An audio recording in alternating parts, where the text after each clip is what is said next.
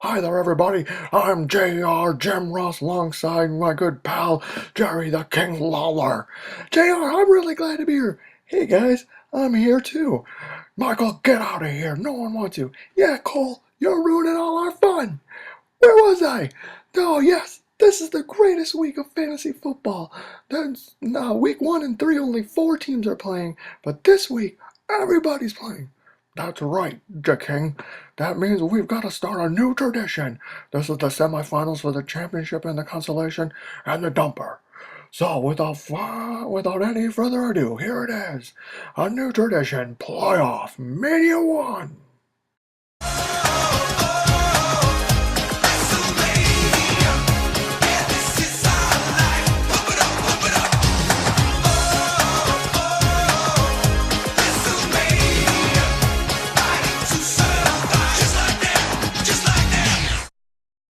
Our first undercard match of the night is for the 5th place.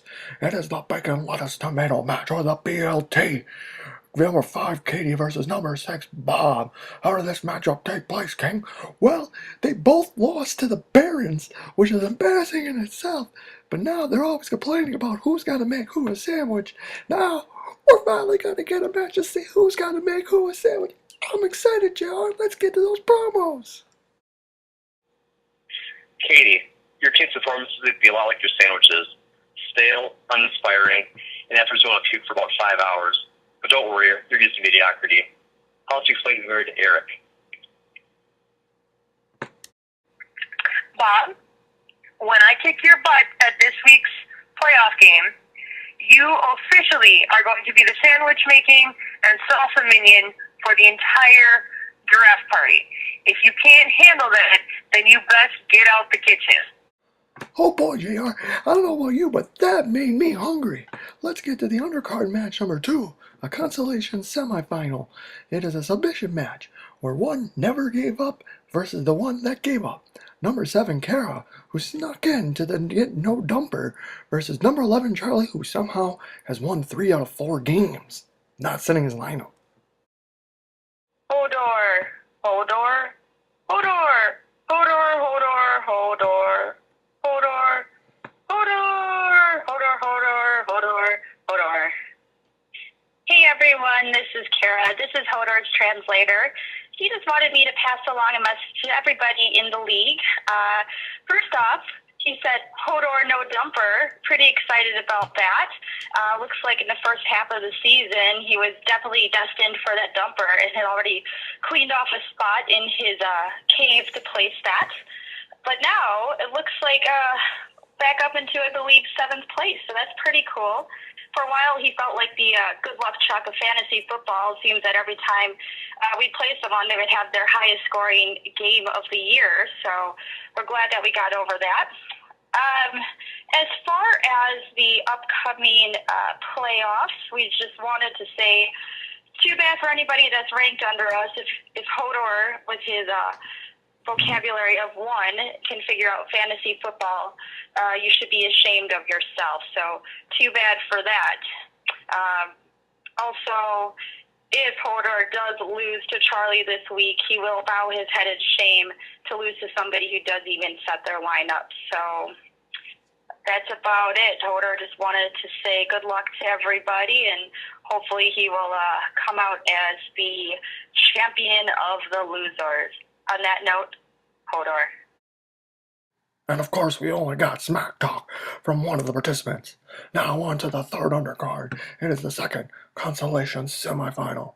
It's Water versus Mediocrity. Number 8, Kyle versus number 9, Travis. Travis, welcome to the League of Mediocrity. I wish you mediocrity for the rest of the season. And, why don't you lose this week so that you can maintain a really long losing streak and take that record away from me? I have a 500 record that I need to uphold in my career. You, on the other hand, you've had your chance of success. Welcome to the middle, and we got a nice close one this week. Let's have some fun, and let's hope that the princess can take down the cowboy gunslinger. All right, you have a wonderful day. Not. You know this next match is going to be a slobber knocker because it actually has a name. It is our undercard number 4, our final one. It is the championship semi-1. It is the D-Bags versus Never Draft D-Bags. Number 2, John versus number 3, Sam B. I'm excited. You know why? Because this is Sam's first trip into the playoffs, into the league, and she's in the playoffs. Ah, this is great. It's always good to see fresh blood in there. And once again, it's John. Canadian John hanging out. Oh, this is great. For my opponent, John, but I've never met John, so the only thing I can say is that I am proud to say I did not lose to Andy this season. I beat him twice, whereas John lost to him. That's all I'm going to say because, John, I have never personally met you, so that is all the trash talking I will do.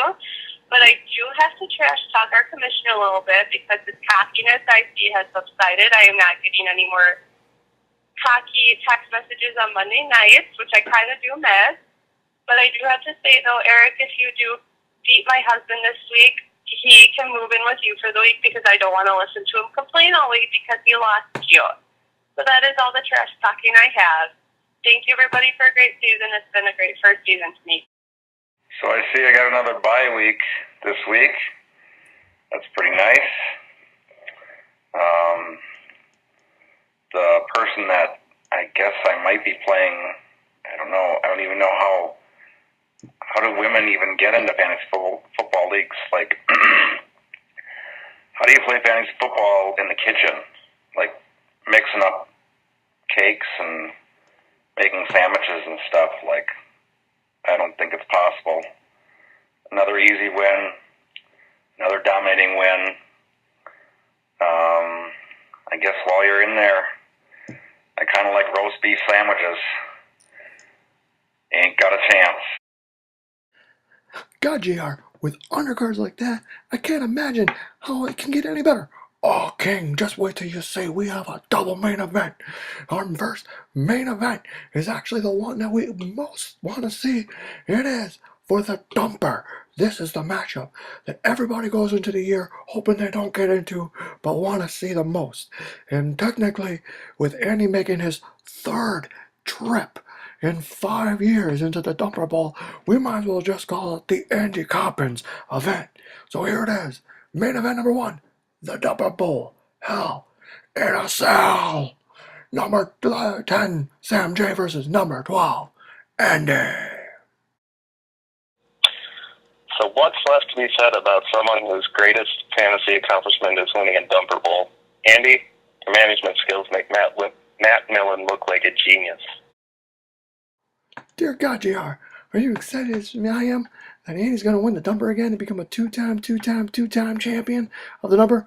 Oh no, for sure. He's probably well secure to get it. He might as well just accept it on 107 The Fan on his next date there. But now, what do we got next, King? It's the main event. This is it. This is what we've been waiting for. This is the big one. This is the consolation. This is the championship bracket semifinal number 2. It's a legacy match. We all love legacy match. It's number 1, Eric versus number 4, JB. These guys have been friends forever. This is half the reason why the league's here. It's only perfect that these guys meet up in the playoffs for the 3rd time. I can't hold it. JR, kick it to her. Here we go.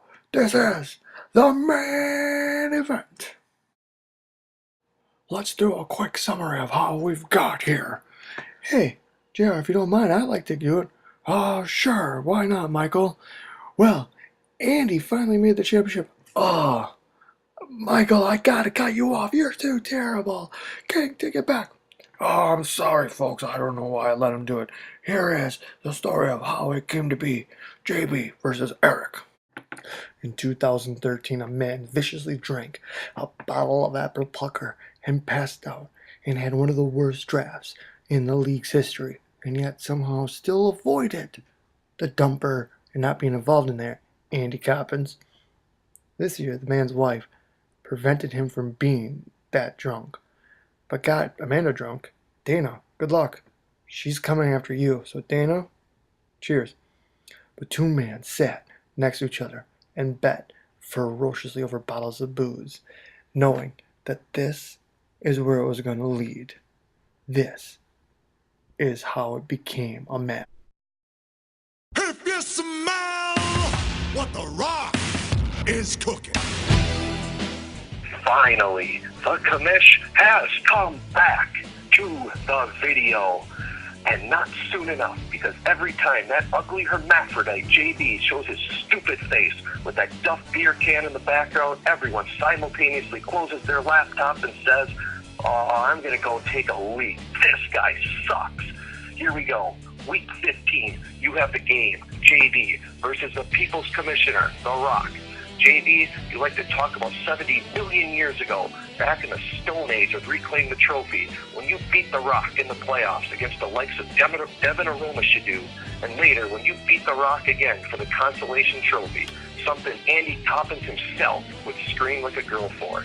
You can have your history, because this weekend you are going to get the very best of The Rock, when Rob Gronkowski and Jordy Nelson whoop your candy ass up and down Know Your Role Boulevard and Jabroni Drive. If you smell what the commish is cooking.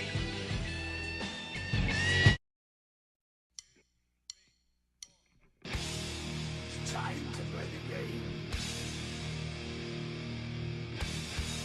Time to play the game. Listen up, Rock. It is I, the Game JB. Everything that has happened because I allowed it to happen. You want Matt Forte, I got Forte. You want a Tom Brady, I got a Tom Brady. Because why? Because I'm the cerebral assassin. Whether you think it's just been happening since the 2009 championship game and the 2013 consolation championship game, it's been happening for years. Let's take a little trip down memory lane. I'll show you everything I have beaten. It all started right here. From the bumper cars, to the ticket booth, to the fun fishing, to that stupid train. The stench that you smell isn't a vomit in the fun land. It is the pathetic stench of your defeat. You're so pathetic that you even followed me to another job to continue getting your ass kicked. You were the mouse no one wanted to be around, and you were so desperate for attention that you asked everybody to go home at Kid Check, and they still said no. They shut this place down because I kicked your ass so bad. They changed the address of your childhood home to Game Over Boulevard. I slept well here knowing that every time I met you, I killed you. And some of your most horrific, utter defeats have happened in the hollowed halls of the school. They even changed one of the rooms into the People's Chump Memorial Wing because of how badly you were destroyed. Now who's you? Just a boy in a field of kings. And I'm King of Kings.